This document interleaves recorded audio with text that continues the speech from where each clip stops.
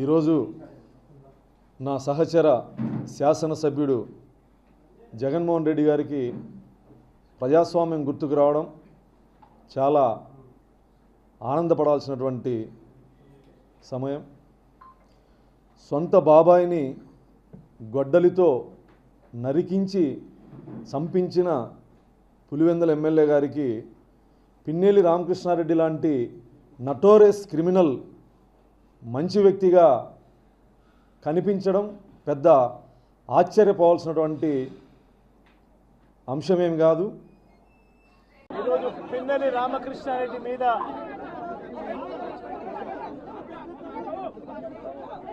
తన మీద ఏకంగా 307 అంటే అటెంప్ట్ టు మర్డర్ లాంటి కేసులు పెట్టి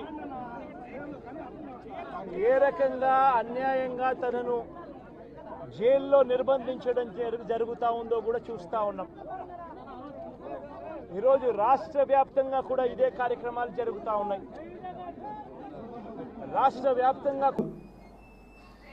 చంద్రయ్య అనే ఒక బీసీ నాయకుణ్ణి నడి రోడ్డు మీద గొడ్డలితో నరికించిన పిన్నెల్లి రామకృష్ణారెడ్డి 20 సంవత్సరాలుగా మాచర్ల నియోజకవర్గంలో జరుపుతున్న నరమేధం, 14 క్రిమినల్ కేసులు ఉన్నటువంటి నరహంతకుడు, భూకబ్జాదారుడు, దౌర్జన్యపరుడు, పేద ప్రజల్ని పీల్చి పిప్పి చేసినటువంటి ఈ నటోరియస్ క్రిమినల్ పిన్నెల్లి రామకృష్ణారెడ్డి అనే వ్యక్తి జగన్మోహన్ రెడ్డికి సౌమ్యుడు, మంచి వ్యక్తిగా కనిపించడం, బహుశా 30 కేసులున్న జగన్మోహన్ రెడ్డి 14 కేసులున్న పిన్నెల్లి రామకృష్ణారెడ్డి మంచి వ్యక్తిగా కనిపించుండొచ్చు.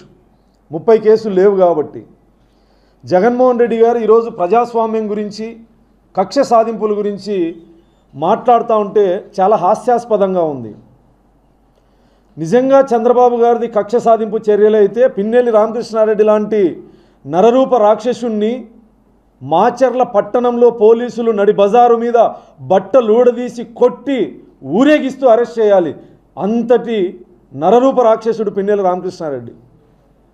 దేశం మొత్తం చూస్తుండగా రాష్ట్ర ఎలక్షన్ కమిషన్ కేసు నమోదు చేసి ఈవీఎంని పగలగొట్టిన అప్రజాస్వామ్యవాది, రాజ్యాంగం మీద ఏమాత్రం గౌరవం లేనటువంటి వ్యక్తి ఈవీఎంను పగలగొడితే రాష్ట్ర ఎలక్షన్ కమిషన్, కేంద్ర ఎలక్షన్ కమిషన్, హైకోర్టు, సుప్రీంకోర్టు వీడు వెధవా అని మాట్లాడుతూ ఉంటే అక్రమంగా పిన్నెల్లి రామకృష్ణారెడ్డిని అరెస్ట్ చేశాడని చెప్పి జగన్మోహన్ రెడ్డి పులివెందుల ఎమ్మెల్యే గారు మాట్లాడడం, ఇది ఏ రకంగా చూడాలి? ఈరోజు జగన్మోహన్ రెడ్డికి ప్రజాస్వామ్యం గుర్తుకొచ్చింది, రాజ్యాంగం గుర్తుకొచ్చింది, రేపో మాపో అంబేద్కర్ గారిని కూడా గుర్తు చేస్తాం.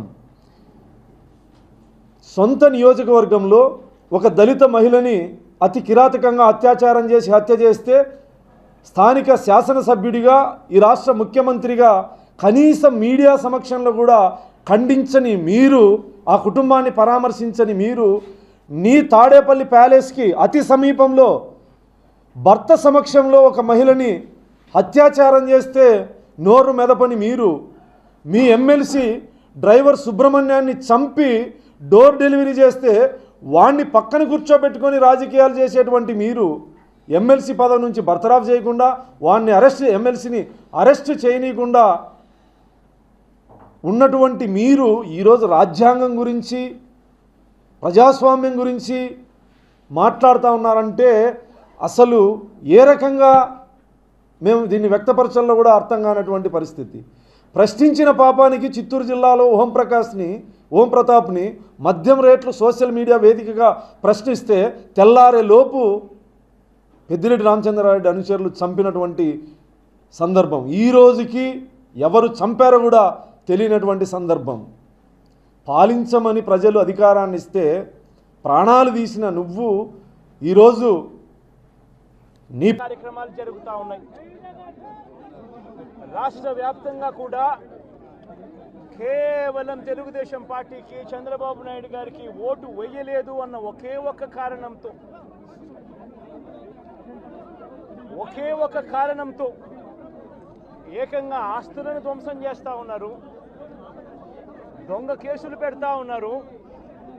వీళ్ళే కొడతారు, మళ్ళీ వీళ్ళే అటువైపున ఉన్న వారి మీద వాళ్ళు కొట్టారు అని చెప్పి కేసులు పెడతారు. ఇంతటి దారుణంగా ఈరోజు రాష్ట్రంలో పరిపాలన సాగిస్తూ ఉన్నారు. నేను అడుగుతా ఉన్నా, ఇదే గత 5 సంవత్సరాల కాలంలో